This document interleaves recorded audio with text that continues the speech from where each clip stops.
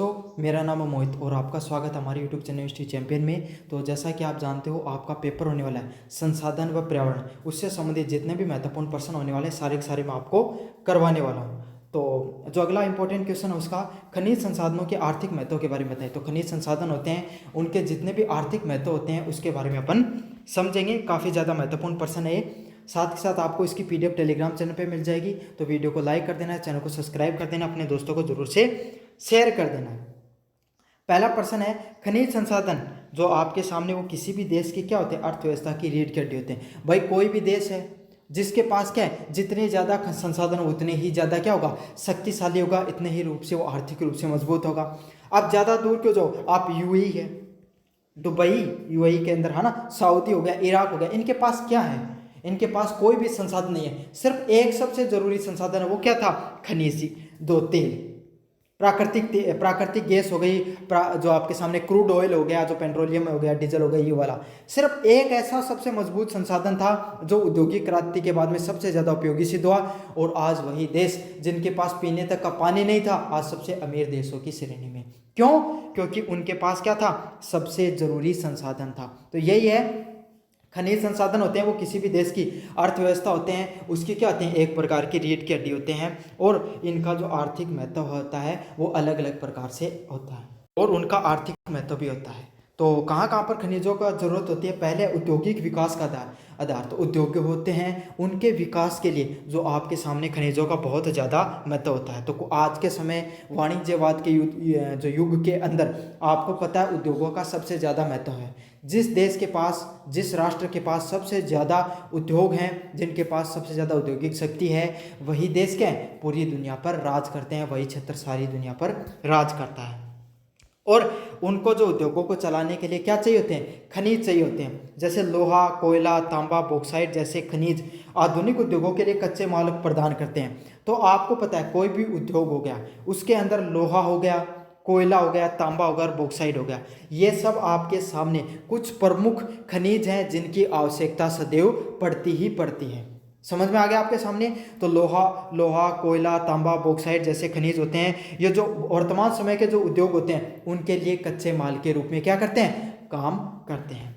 जिसमें इस्पात, machinery, electronics और निर्माण में जो उद्योग खनिजों पर निर्भर करते हैं। तो जिसमें अलग अलग प्रकार के, जैसे इस्पात हो गया, समझ में आ गया, मशीनरी हो गई, इलेक्ट्रॉनिक हो गई, इन सब के निर्माण में इन सब खनिजों की जरूरत रहती है। भाई आप अपने घर में आसपास की कोई भी वस्तु है उसको उठाकर देख लो, क्या उसके अंदर लोहा है, बिल्कुल मिलेगा आपको लोहा, है ना।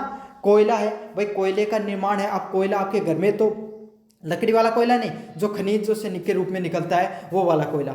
अब वो कोयला किस रूप में काम आता है, आपके घर में कोई भी वस्तु बनी, ये समझ लो जो लोहा है उसको पिघाल कर निकाला गया, वो भी किससे, उस कोयले को भट्टी में डाला गया होगा, उसने गर्म किया फिर उससे निकाला गया। तो कोयला भी सबसे ज़्यादा जरूरी है।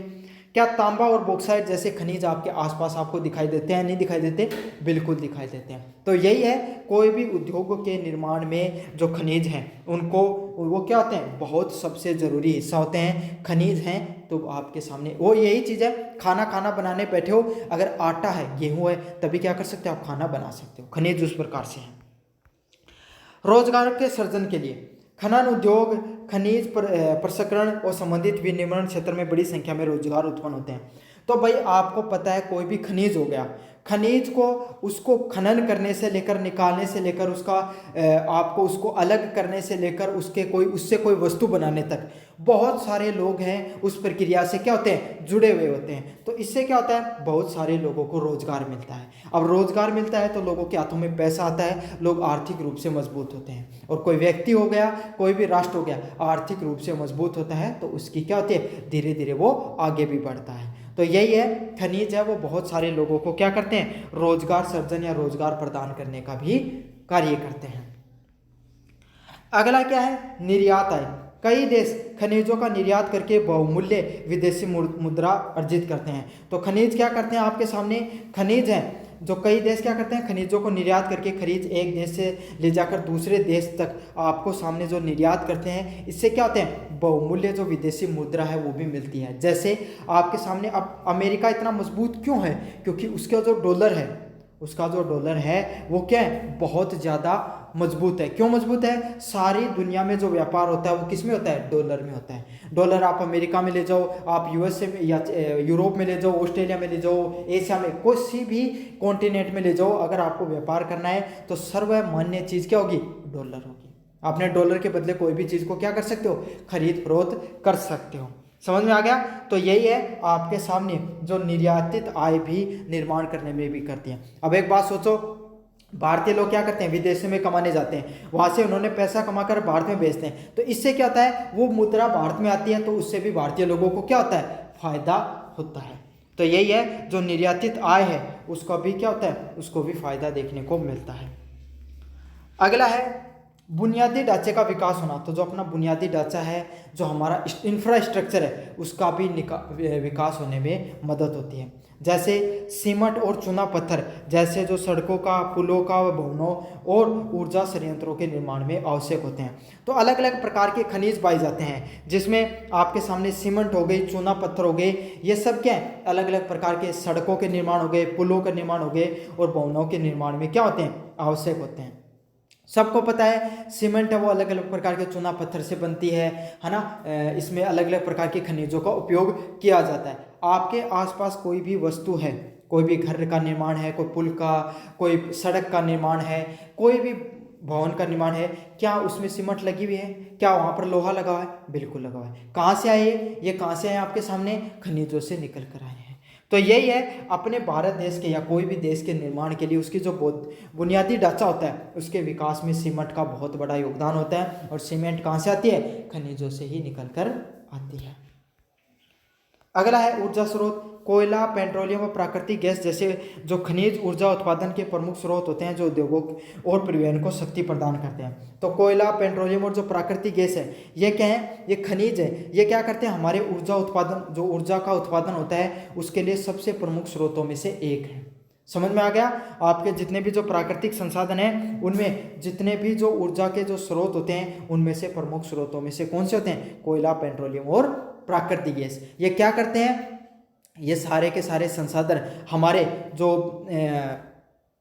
इससे क्या करते हैं? ये आपको आपके सामने जो उद्योगों को परिवहन की शक्ति प्रदान करने में कार्य करते हैं। भाई कोई भी गाड़ी होगी, रेलवे हो गई, परिवहन किस प्रकार से हो सकता है? क्या तो सड़क के माध्यम से, क्या तो रेलवे के माध्यम से, या आपके सामने समुद्री मार्ग से, या वायुयान मार्ग से।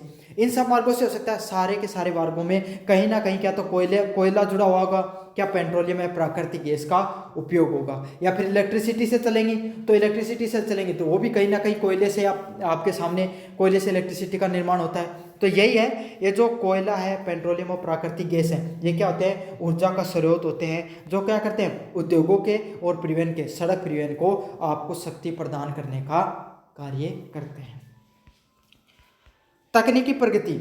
दुर्लभ धातु और खनिज उस तकनीक जैसे उद्योग होते हैं, इलेक्ट्रॉनिक सूचना प्रौद्योगिकी के लिए अनिवार्य होते हैं। तो जो भी धातु होते हैं वो क्या करते हैं? आपको जो खनिज जैसी उच्च तकनीक होते हैं, इलेक्ट्रॉनिक्स हो गया, सूचना हो गई, आईटी सेक्टर हो गया, इन सब के लिए आवश्यक होते हैं। तो आपको पता है, जो आप मोबाइल यूज कर रहे हो, इसके अंदर कुछ मात्रा में गोल्ड मिलेगा, प्लेटिनियम जैसी आपके सामने दुर्लभ धातुएं होती हैं, उनका प्रयोग किया जाता है। आप कहोगे मैं तो अभी तोड़ कर देख लेता हूँ, ऐसे नहीं मिलता। वो आपके सामने जो इसमें चिप लगी होती है, उनके बीच में आपको उनका उपयोग किया जाता है। क्यों? ताकि जो गर्म होता है ना आपका मोबाइल, वो कम से कम। समझ में आ गया? तो इस प्रकार की जितनी दुर्लभ धातुएं हैं, वो आईटी सेक्टर में बहुत ज़्यादा उपयोग की जाती हैं, और इससे क्या होता है? वो आपके लिए बहुत ज़्यादा अनिवार्य है। संक्षेप में, खनिज संसाधनों की उपलब्धता और कुशल उपयोग एक राष्ट्र की आर्थिक समृद्धि व औद्योगिक शक्ति का निर्माण करने में मदद करता है। तो यही है, जो खनिज संसाधन होते हैं वो क्या करते हैं? आपको, कोई भी राष्ट्र होता है, उसकी जो आर्थिक समृद्धि होती है, उसको विकास करने में, उसको औद्योगिक विकास करने में, उस चीज़ का जो औद्योगिक विकास करने में बहुत ज़्यादा मददगार सिद्ध होते हैं। और इससे क्या होता है? जो आपको जीवन की गुणवत्ता है, उसका भी सीमा निर्धारण करने का कार्य करते हैं। और क्या करते हैं? उसका जो सीमा निर्धारण है, उसके उपयोग में भी वो कार्य करते हैं।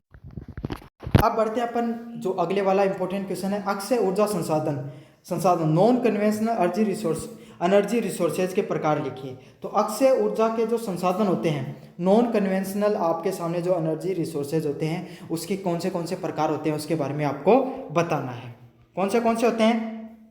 अक्षय ऊर्जा संसाधन वे ऊर्जा संसाधन होते हैं जो प्राकृतिक प्रक्रियाओं द्वारा पुनः पूर्ति होते रहते हैं। मतलब अक्षय ऊर्जा संसाधन कौन से होते हैं? जो आपके सामने जिनको प्राकृतिक रूप से क्या कर सकते हो आप, पुनः प्राप्त होते रहते हैं, पुनः रूप से आप बार बार उनको प्राप्त करते रहते हो, समझना, बार बार आप उनका उपयोग कर सकते हो। वो कैसे होते हैं आपके सामने?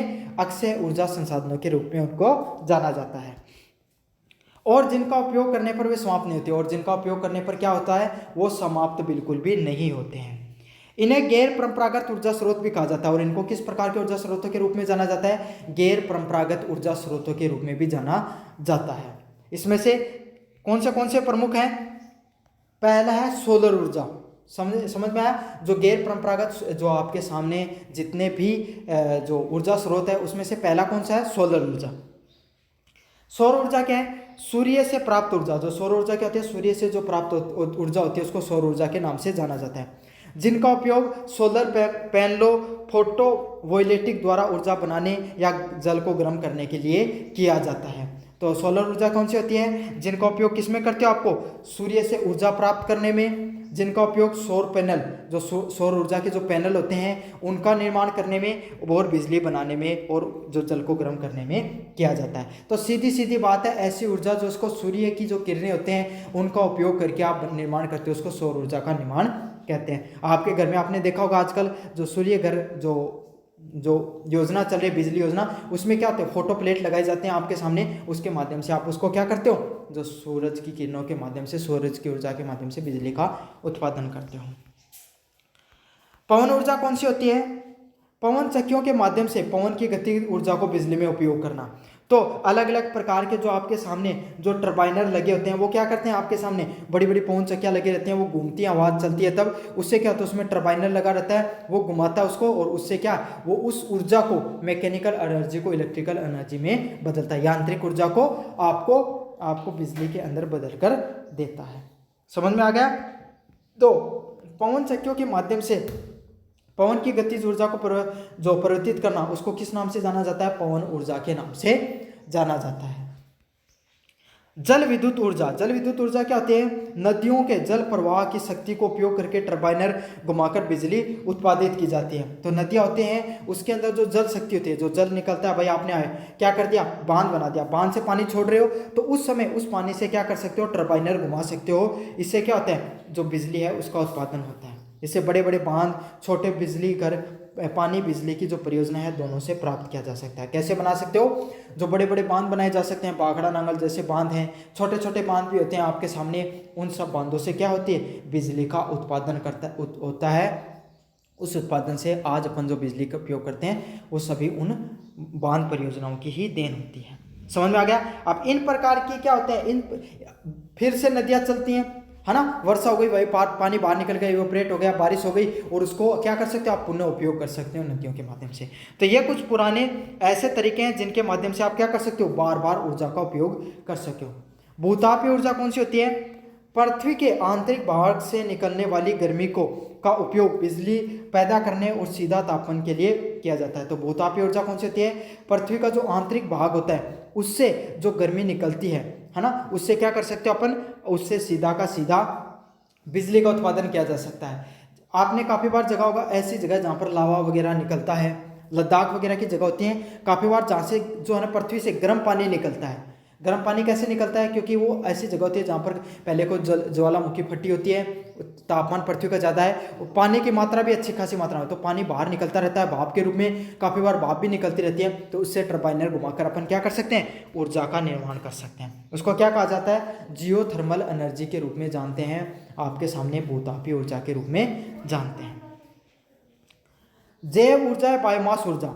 जैविक पदार्थ हो गए जैसे कृषि अपशिष्ट हो गए, फसलें हो गई, पशु अपशिष्ट हो गए, उनको जलाकर क्या कर सकते हो? अपन ऊर्जा का निर्माण किया जा सकता है। बायोमास ऊर्जा क्या होती है? भाई काफ़ी बार क्या किया जाता है? अलग अलग प्रकार के जो कृषि उत्पादक होते हैं, जो पशु अपशिष्ट होते हैं, इनको जलाकर अपन क्या कर सकते हैं? अलग अलग प्रकार के जो आपके सामने जो ऊर्जा है उसका निर्माण किया जाता है, जिसमें बिजली, ईंधन हो गया, बायोगैस हो गई। भाई आपके पास गाय भैंस आप रखते हो, उससे क्या कर दिया आपने? एक बायोगैस का लगा दिया, घर का जो कचरा निकल दिया वो डाल दिया, कृषि का थोड़ा बहुत कचरा डाल दिया, गाय का गोबर डेली डाल दिया, उससे क्या बायोगैस का निर्माण कर दिया, उससे घर वगैरह का आपने चूल्हा वगैरह जला सकते हो। उसको जैव ऊर्जा या बायोमास ऊर्जा के नाम से जाना जाता है। अगली कौन सी ऊर्जा होती है? ज्वार ऊर्जा। ज्वार ऊर्जा कौन सी होती है? समुद्र में ज्वार भाटा की शक्ति का उपयोग करके बिजली उत्पादित की जाती है। तो आप क्या कर सकते हो, जो समुद्र है उसमें जो ज्वार भाटा का उत्पादन कर, जो ज्वार भाटा आता है, ज्वार क्या, जो आपके सामने जो बड़ी बड़ी लहरें उठती हैं ऐसे समझ लो, उसके माध्यम से क्या कर सकते हो, उस शक्ति का उपयोग करके, उस पानी को उपयोग करके भी काफ़ी बार बिजली का उत्पादन किया जाता है। वहाँ पर भी उस पानी को संरक्षित करके या फिर उस पानी को क्या किया जाता है, वो आते हैं ज्वार भाटा, तब टरबाइन वगैरह के माध्यम से ऊर्जा का उपयोग किया जाता है। तरंग ऊर्जा, समुद्री लहरों की गति का उपयोग करके ऊर्जा को प्राप्त करना। तो समुद्र की लहरें भाई ऐसा क्षेत्र है जहाँ पर लहरें ऊंची ऊंची उड़ती हैं, जो काफ़ी ऊर्जा से के साथ उड़ती हैं, एक बार आती हैं फिर जाती हैं, फिर आती हैं फिर जाती हैं। तो इससे क्या होता है, आपके सामने ऊर्जा का संचयन होता है। इसके माध्यम से क्या होते हैं, आपसे उनसे इन सब चीज़ों से आप ऊर्जा को प्राप्त कर सकते हो। और ग्रीन हाउस गैसों का उत्सर्जन भी कम करते हैं, जिससे जलवायु परिवर्तन को लड़ने में मदद करते हैं। ये कुछ ऊर्जा के टाइप होते हैं, कन्वेंशनल ऊर्जा के प्रकार। पहली है सोलर ऊर्जा, दूसरी है पवन ऊर्जा, अगली है जल विद्युत ऊर्जा। सौर ऊर्जा तो आपको पता है भाई, सूरज के माध्यम से आप फोटो प्लेट लगा दिए, उसके माध्यम से आपने ऊर्जा का निर्माण किया। पवन ऊर्जा, आपने अलग पवन चक्कियों के माध्यम से टर्बाइनर घुमाकर अपन जो ऊर्जा का निर्माण करते हैं।